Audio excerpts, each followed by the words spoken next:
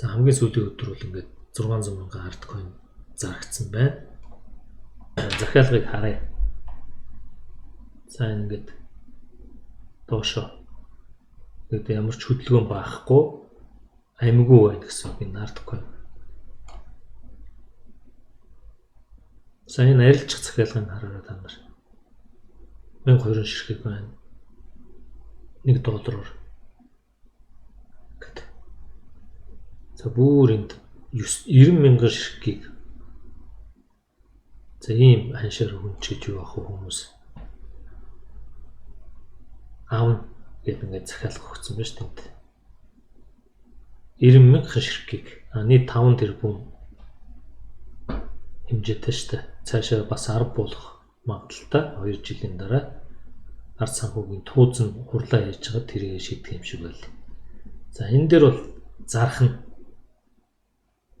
мэдээж дээр хамгийн хямдхан те 0.1-ээр ингээд 80,999-ийг заръя гэдэг ингээд тавьсан байх жишээтэй.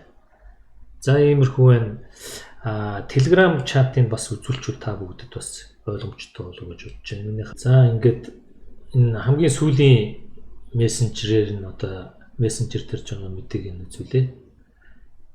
За BTC амар өслөө Artcoin маань унсаар л байна уу гэдэг гэж байгаа. Тэгэнгүүт доор нь тогтох жаргал гэж залуу ч юм уу хүн ингээд TradeMan дээр одоо хийж байгаа зургийг оруулсан билээ. Энэ дээр бол нэг 4 төгрөгөөр байгаад байгаа.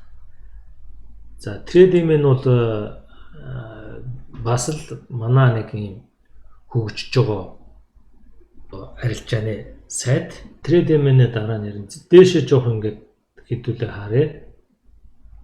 За ингээд бичлэгийг хараарай. Тав болох байхаа гэдэг хүмүүс бас ингээд жоохон унттай ингээд хоорондоо мэдээлээд ингээд ярилцаад байх шиг.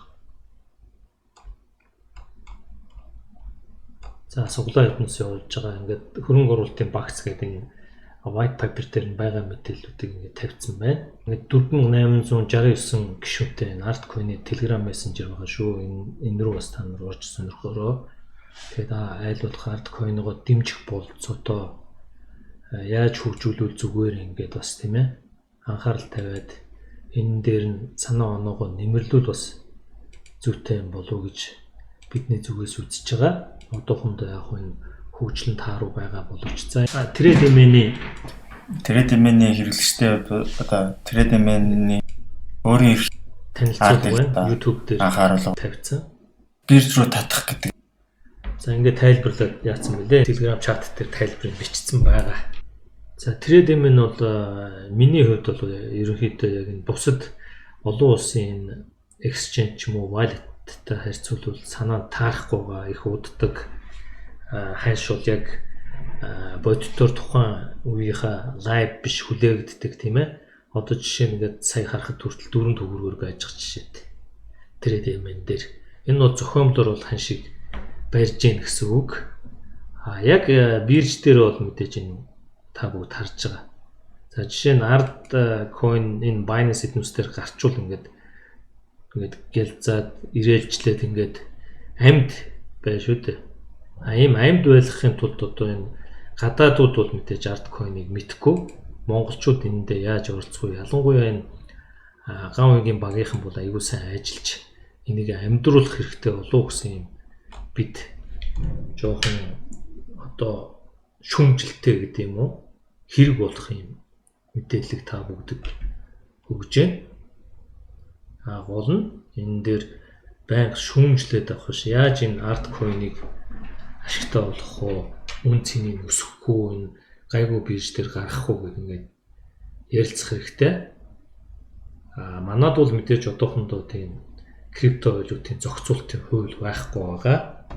Бусад орнууд бол маш ихээр энэ зохицуулалтын хуулийг хийж байгаа. За иймэрхүү. За биткойны ханш. За энэ дээр бол ингээд Си Жинпинг хэлснээс хойш 12% өссөн л гэдэг ингэж ярьж байна энд. За энэ бол өсгөд нөлөөлсөн гэж байгаа жишээтэй тийм ээ. Энэ хэвлэл мэдээллийн л өөрсдийнх нь байвсан шүү дээ. За ингээд энэ Coin Telegram дээр бол 36% өссөн гэж байна. За бид бүгдээр ингээд харъя. Үнэхээр 36% өссөн юм уу? өөрсдөө ингэ шалгая л да. За энэ дээр байж болж байна. Бол за ингэвэл баг биднээсийнхаар нэг 40% өссөн байна. За тийм учраас бид бүгдээрээ энэ өөрсдөө тодорхой хэмжээгээр энэ мэдээлэл эднүсийг авчдаг тийм ээ. Хөрөнгө оруулалтын ямар крипто валют нь ашигтай юм бэ? Аль нь зүгээрээ, яавал зүгээрээ одоо алинд нь хөрөнгө оруулалт хизээ хийх үү, хизээ зарах уу гэдэг юм мэдэж чаддаг болчвол одоо бид нь илүү ашигтай болов гэсэн байр суурийг биднээс баримталж байна. За бид бас ингээд энэ крипто валютын талаар токен гэж юу юм, том гэж юу юм энэ талаар бол өөрсдөө энэ бас юм SoundCloud дээр манай юм хаяг байгаа. Одоо энэ бичлэгэн дээр биднээс энийг оруулчихъя. Та бүгд аваад сонирхоорой. Blockchain, node, block, token, ICO Facebook дээр лайк дараад YouTube-ыг subscribe хийгээрэй. За ингээд анхаарал тавьсанд баярлалаа. Баярлалаа.